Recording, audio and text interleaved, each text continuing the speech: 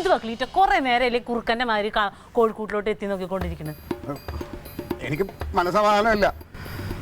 എന്റെ പെങ്ങള് എന്ത് ചെയ്തിട്ടുണ്ടാവുമല്ലോ. അയ്യോ അവളെ കാണാനില്ലടി. നിനക്ക് കുഴപ്പമില്ലല്ലോ. ഓരോന്ന് ഒപ്പിച്ച് വെച്ചിട്ട്. എന്താ ഒപ്പിച്ചു വെച്ചിട്ട്? ആരൊപ്പിച്ചു വെച്ചിട്ട്? അവള് വല്ല കടുങ്കയും കാണിച്ചിട്ടുള്ളതാണ് എന്റെ പേര്. ഡാഡി എന്തിനാണ് ഡാഡി ആവശ്യമില്ലാത്ത കാര്യങ്ങൾ കാണിക്കാൻ പോണ? മാമി അവിടെ മര്യാദക്ക് ഇരുന്നേല്ലേ? ഇപ്പൊ ഇത്തിരി കുരുത്തുരുമ്പ് കൂടുതലാട്ടോ. അതെ മുത്തേ, നിനക്കൊരു സഹോദരൻ ഇല്ലാത്തതുകൊണ്ടാണ് നീ ഇങ്ങനെയൊക്കെ സംസാരിക്കണത്. സഹോദര സ്നേഹം എന്താണെന്ന് അറിയണോടി. പിന്നെ വലിയ ആളുകളുടെ വിഷയത്തിൽ ഇപ്പൊ സംസാരിക്കണ്ട കേട്ടാ. നീ ഇപ്പൊ കുരുത്തതേ ഉള്ളൂ. കിളിക്കട്ട് എന്നിട്ട് വർത്താനം പറയാം. ഞാൻ പറയാം. അപ്പൊ ജനിച്ചപ്പോ തൊട്ട് കേൾക്കാൻ തുടങ്ങിയാണ്. എന്താന്ന് എന്താന്ന്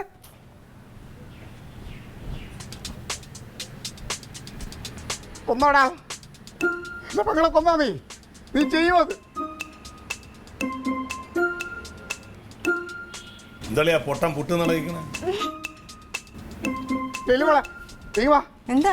ഞാൻ നമ്മുടെ ആൾക്കാരെല്ലാം വിളിച്ച് പറഞ്ഞിട്ടുണ്ട്. എല്ലാരും കൂടെ വരും, വന്നിട്ട് നമുക്കൊരു തീരുമാനം എടുക്കണം. എന്ത് തീരുമാനം ഉണ്ടാക്കാനാ? എടി ഇന്നലെ മറ്റേ ബോളിയുടെ കാര്യം പറഞ്ഞ നീ ഭയങ്കരമായിട്ട് വിഷമിച്ചില്ലേ? ജോളി. ഞാൻ പെണ്ണ് അതിന്റെ കാര്യം പറയണം. ഇന്നലെ നീ ചേട്ടൻ്റെ അടുത്ത് വന്നിട്ട് ഒരുപാട് കരഞ്ഞില്ലേ? ചേട്ടൻ എന്ത് വിഷമമായിരുന്നു. അവൻ നിന്നെ അകത്തിട്ട് ഉപദ്രവിക്കണൊക്കെ ചേട്ടൻ കേട്ട് പാത്രമെല്ലാം തള്ളിയിട്ട്. അതെ, ഇനി നമുക്ക് എവനോടുള്ള ഒരു ജീവിതം വേണ്ട. നീ വാ. എടാ കുടുംബം കലക്കി പരനാറി, നീ എന്ത് വിചാരിച്ചടാ? എൻ്റെ ഭാര്യ നീ പറഞ്ഞൊക്കെ അങ്ങ് വിശ്വസിച്ചെന്ന്. എടാ സർക്കാർ ഉദ്യോഗസ്ഥർ പരസ്പരം ജാമ്യം നിന്നുകൊണ്ട് ലോൺ എടുത്തു കഴിഞ്ഞാൽ ചില ഇളവുകളുണ്ട്. അതുകൊണ്ട് ഞാനും എൻ്റെ കൂടെ ജോലി ചെയ്യുന്ന ജോളിയും ചേർന്ന് ലോൺ എടുത്തു. അത് ഓരോന്നും കൃത്യമായിട്ട് ഞാൻ എൻ്റെ ഭാര്യയോട് പറയുന്നുണ്ടായിരുന്നു. പിന്നെ നീ ഇന്നലെ ഇവിടെ വന്നിരുന്ന് കരഞ്ഞതാണില്ലേ മോളെ? അത് ക്ലീറ്റോച്ചാൻ ഒരു സമാധാനം ആയിക്കോട്ടെ എന്ന് കരുതിയിട്ട്. ഒരു വലിയ ബോംബുമായിട്ടല്ലേ വന്നത്, പെട്ടെന്ന് നിർവീര്യമാക്കണ്ടെന്ന് കരുതിയിട്ടാ. പിറ്റേ തുടച്ചല്ല ഇവിടെ. ഇല്ല പോയിട്ടില്ല. അങ്ങനെ തന്നെ ഇരിക്കണ ചമ്മല്.